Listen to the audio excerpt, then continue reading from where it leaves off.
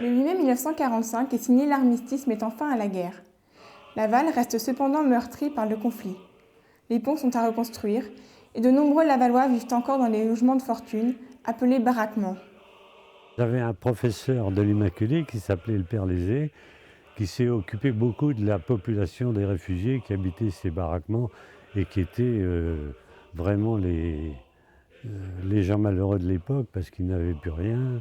Souvent le père était encore en captivité et ces gens-là venaient de Saint-Nazaire ou de la région parisienne et ils ont beaucoup souffert et le Père Lézé s'est beaucoup occupé d'eux.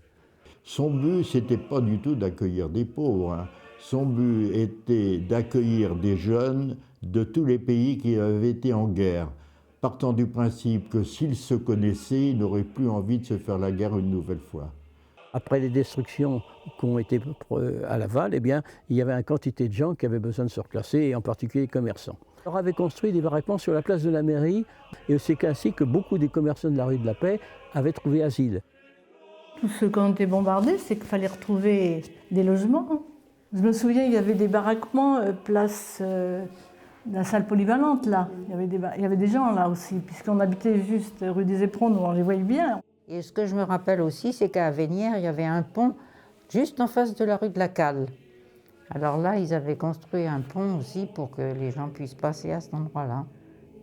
Cette passerelle permettait à des véhicules légers d'être empruntés. Il y avait 2 trottoirs quand même de chaque côté. Eh bien, après la guerre, avec mon père, sitôt la guerre finie, on a dit qu'il faut que ça se termine. Parce que tous les 20 ans, il y a une génération de Français qui se fait tuer. Donc il faut en finir.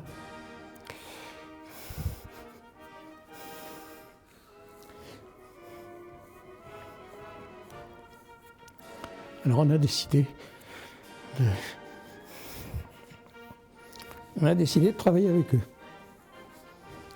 Si bien que on a pris Mercedes, Volkswagen, hein, et on a exploité ces 2 marques-là. On avait décidé ça et je crois que c'était la bonne solution. Voilà. La preuve, c'est que maintenant, bon, dans l'Europe, hein, on ne se tire plus dessus. Hein. Et il faut souhaiter que ça ne se reproduise jamais.